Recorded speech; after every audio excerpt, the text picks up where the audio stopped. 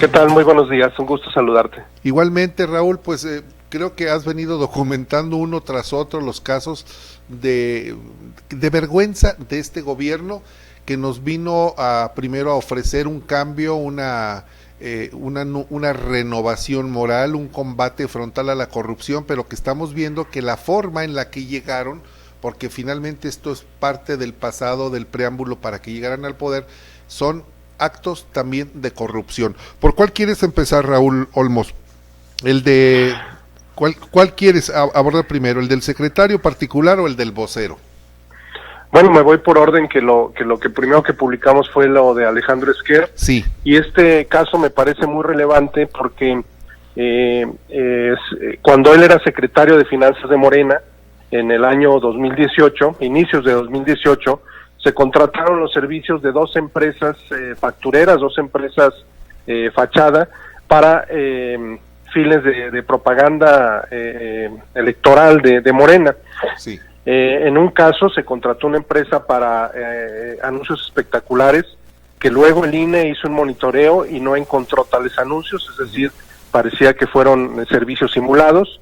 Y en otro caso se contrató una empresa para la realización de 15 mítines en el estado de Puebla.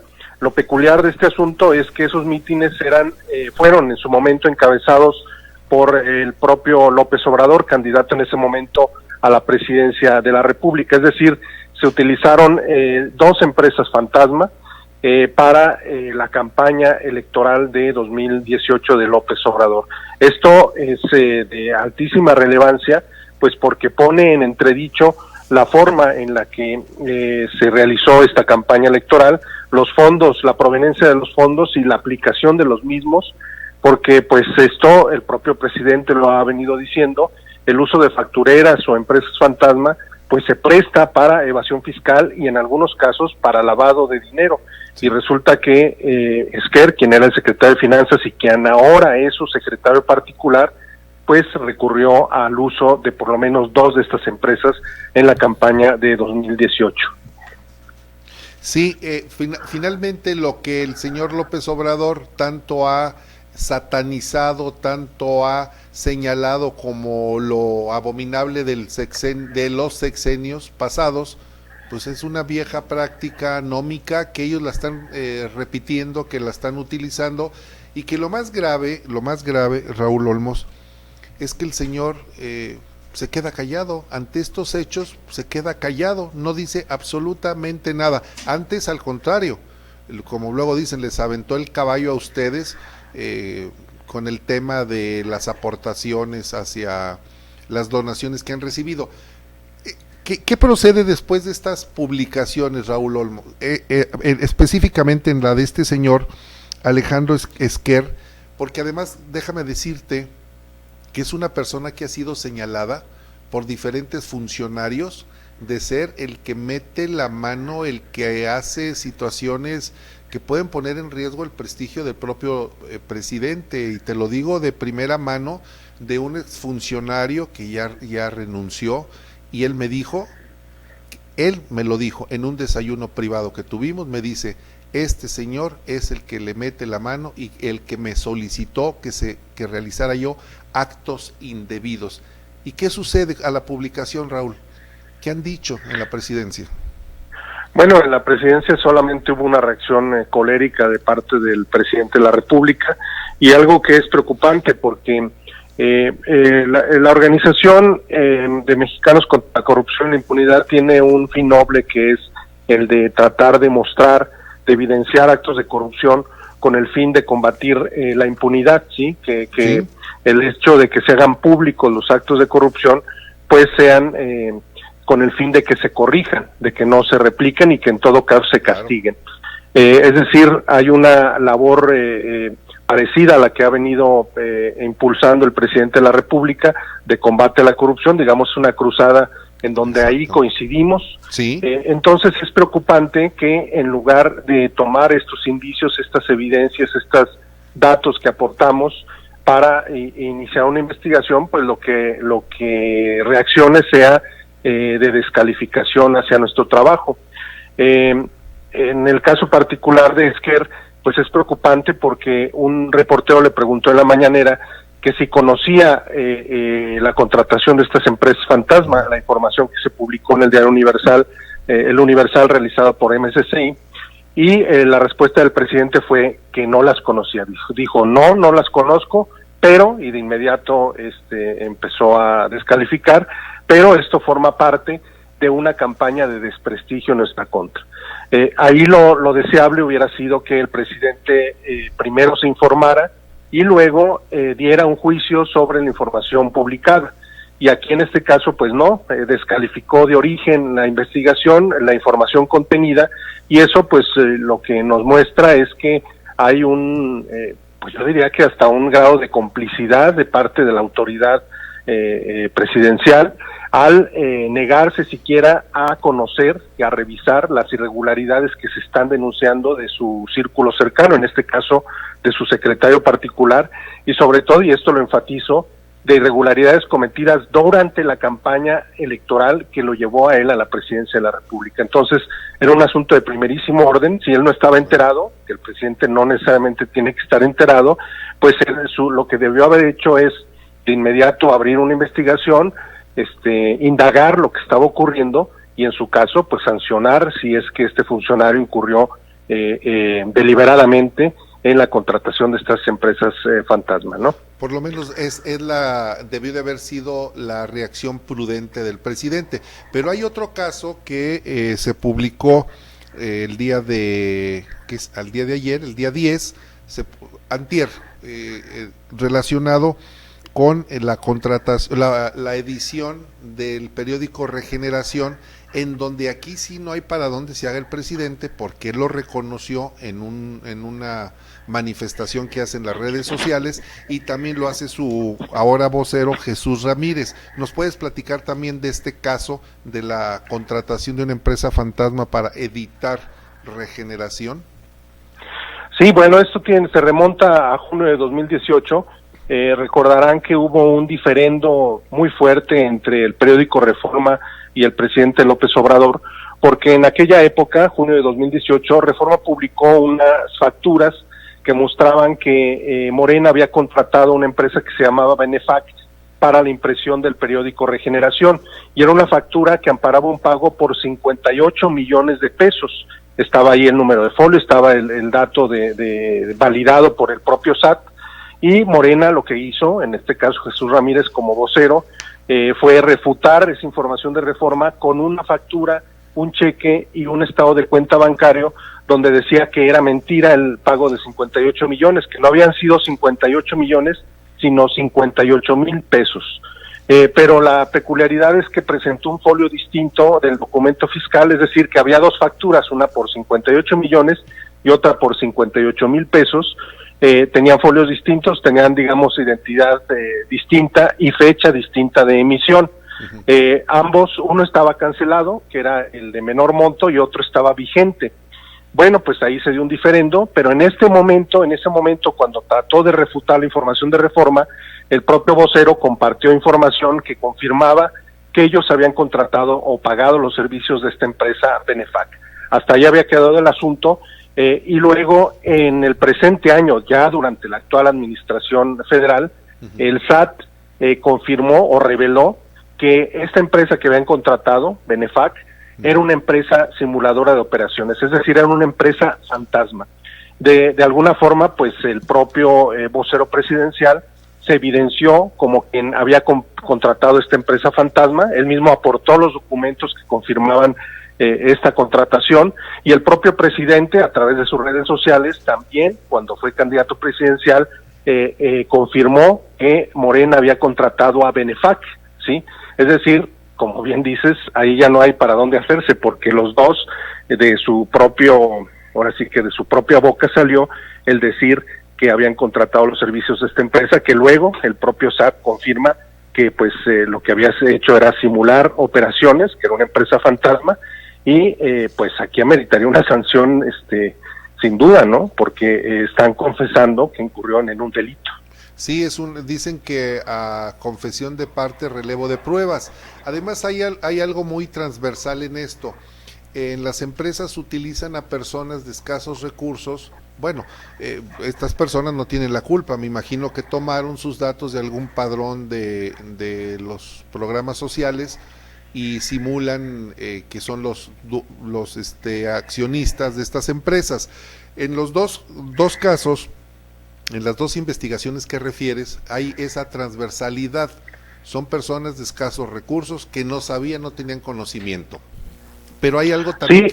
Sí, te escucho, Raúl, dime. Sí, así es. En una de ellas, por ejemplo, la que organizó los mítines en Puebla, los mítines de López Obrador, el supuesto dueño de esa empresa es una persona de condición humilde de Cholula. Es tan humilde que, bueno, pues está en el padrón de beneficiarios del ICONSA, este programa que otorga leche subsidiada a las familias más pobres. Y en el caso de la empresa que fue contratada para imprimir el periódico Regeneración, que era fundado y que fundó y dirigió Jesús Ramírez, el actual vocero presidencial. Sí. En ese caso, la supuesta dueña era una mujer habitante de Oaxaca, una mujer muy humilde de un pueblito de Oaxaca, que yo logré contactar en su domicilio y le mostré los documentos del acta de la empresa donde supuestamente ella aparece como accionista mayoritaria, y pues se sorprendió, se quedó fría al ver que aparecía su nombre ahí, y sobre todo al saber los montos que manejaba esa empresa. Tenía operaciones de al menos 70 millones de pesos al año, y ella aparecía como la dueña, cuando en realidad su condición humilde pues evidenciaba que para nada había recibido nunca un beneficio económico. Al contrario, ella se dedicaba antes de la pandemia a vender dulces afuera de una escuela y a vender productos de Avon entre sus vecinas, es decir, una persona que apenas sobrevivía con ingresos mínimos, ¿no? Imagínate, 70 millones de pesos facturados y anda pidiendo beneficio para comprar la leche a precio subsidiado. Raúl Olmos, aquí hay también responsabilidad de parte de los notarios, porque vamos a dejar el beneficio de la duda a la Secretaría de Hacienda, al SAT, que posteriormente, cuando se da cuenta que son empresas fantasmas, pues las boletina. Pero un notario, un señor cuyo particularidad es dar la fe pública, posee la fe pública para decir quien llegó aquí es Juan o Pedro, ¿cómo es que elaboró un documento notarial? ¿Cómo es que certificó que tuvo ante él a una persona que no era esa persona? Bueno, ese es un tema de primordial importancia, y qué bueno que lo mencionas. Eso es, digamos, incluso un hueco que los periodistas no hemos cubierto, un ángulo periodístico que yo creo que tenemos que trabajar a profundidad, que es los altísimos niveles de complicidad que hay de parte de algunos notarios, porque si hemos visto la proliferación de empresas fantasma en los últimos años en nuestro país, pues no se explica sin la complicidad de los notarios que dan fe de la creación de estas empresas, ¿sí? Y en muchos casos se trata de personas humildes a las que les roban su identidad, y que los notarios dan fe de que se presentaron ante ellos y de que corroboraron la identidad de los mismos, cuando en realidad lo que presentaron en todo caso ante ellos fueron identificaciones, pero la persona no acudió personalmente a la constitución de la empresa. En este caso, pues también hay responsabilidad de los notarios, porque están fallando en su labor, en su función que le han encomendado de ser fedatarios públicos, de dar fe de que lo que ellos reportan en sus actos son la verdad, ¿sí? Es decir, están fallando. Recordarás que para hacer nombramientos de notarios antes se exigía que tuvieran honorabilidad, ¿no? Que fueran Exacto. Personas honorables. Bueno, cuando esto se empezó a descomponer y empezaron a dar notarías como si fueran regalos de los gobernantes, pues ahí ya se perdió la honorabilidad y lo vieron como un negocio, ¿no? Entonces ahí hay una hebra de la que hay que jalar para investigar a profundidad los niveles de complicidad que hay en este gremio. Así no estoy generalizando, hay notarios muy honorables, hay notarios dignos de todo el reconocimiento, pero también hay otros que han dañado mucho a este gremio. Así es, y tú lo publicaste, ahí viene el nombre del notario, ahí viene, bueno, pues ahí están los datos, no hay para dónde hacerse. Ahora, Raúl Olmos, ya le pusiste color a esta información. ¿Y se ha acercado a alguien, algún partido, alguna institución que quiera interponer alguna denuncia? Porque esto pues, tiene que ser denunciado ante la autoridad. Esta es una denuncia pública, pero ahora la autoridad per se no lo va a hacer. Es decir, no van a llegar y se van a enfrentar en este momento al presidente. Pero alguien puede o debe de hacerlo. Hay una responsabilidad también, me parece que social, de parte de algún partido político que llegue y haga la denuncia. Sí, bueno, en realidad la organización está esperando que haya una atención de parte de la autoridad, porque dentro del exabrupto que tuvo el presidente descalificando, también hubo una parte donde dijo, no hay problema, vamos a averiguar, entonces vamos a darle el beneficio de la duda al presidente, vamos a esperar a que si hay o no esta investigación, si vemos que al paso de los días esto quedó en nada, que ni siquiera la Secretaría de la Función Pública y mucho menos otra autoridad iniciaron una investigación, pues entonces sí, tal vez la organización impulse algún procedimiento legal, ¿no? Pero por ahora, pues digamos que lo prudente para nosotros sería esperar a que la autoridad, después de ese exabrupto, de esa descalificación hacia nosotros, pues por lo menos revise, y si determina que hay una irregularidad, pues se sancione, porque no es la primera vez. Ya antes habíamos publicado un asunto que tenía que ver con Bartlett, el hijo de Bartlett, sí, de y León. la primera reacción de la autoridad fue igual de descalificación, pero pues hubo una acción, digamos que a regañadientes, tomaron los datos que habíamos estado aportando en investigaciones periodísticas, hicieron una investigación alterna y corroboraron que lo que habíamos publicado era totalmente verídico, y se sancionó en ese caso a la empresa del hijo de Manuel Bartlett, y se comprobó además y se sancionó la entrega de ventiladores en condiciones defectuosas y a sobreprecio, algo que habíamos venido diciendo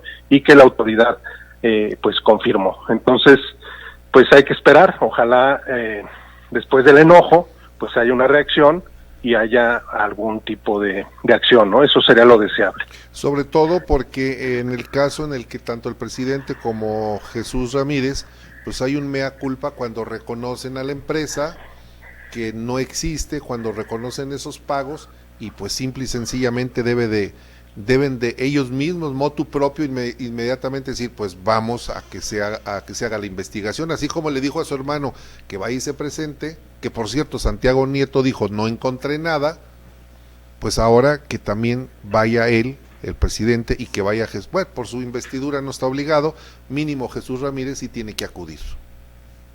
Sí, digo, el ánimo de la organización es positivo, en el sentido de uno se mantiene escéptico y a la expectativa de que las cosas ocurran, de que, digamos, no actuamos con el prejuicio de que este gobierno es malo, no, yo creo que pues es la autoridad electa, la institución presidencial, y hay que mantener siempre la expectativa de que las cosas pues van a mejorar, ¿no? Y de que se van a conducir de mejor forma. Así no hay para nada un prejuicio sobre la autoridad, eso es bien importante subrayarlo. Estamos haciendo nuestra labor, que es señalar la corrupción, y con el ánimo de verdad de que las cosas cambien para bien de la sociedad. Además, ustedes son aliados del presidente en la coincidencia del combate a la corrupción, entonces yo si fuera el presidente los estaría viendo como pues a una organización que debe estar cerca de mí, atendiendo cada investigación que ha sido bien documentada, pues para combatir la corrupción y no descalificar. Eso sería deseable, que así nos viera a distintas organizaciones de la sociedad civil, que aportamos información y que puede servir para mejorar las políticas públicas, para corregir errores en que incurra la autoridad, porque bueno, no son seres perfectos. Entonces, pues eso sería lo deseable, que nos viera como aliados para pues que las cosas mejoren y que todo camine hacia adelante, ¿no? Pero también debe estar abierto a la crítica, debe estar abierto a los señalamientos. Claro. No somos ni seremos jamás aduladores del poder. Entonces, pues siempre habrá circunstancias, situaciones incómodas a las que se enfrente, pues en los señalamientos o investigaciones que realicemos. Pues mi reconocimiento, Raúl Olmos, mi reconocimiento a ese trabajo tan impecable que has estado realizando, sobre todo muy valiente, y estaremos dándole seguimiento pues al desenlace de esta publicación que desnuda la moralidad de la 4T. Muchas gracias y un abrazo. Igualmente, hasta luego.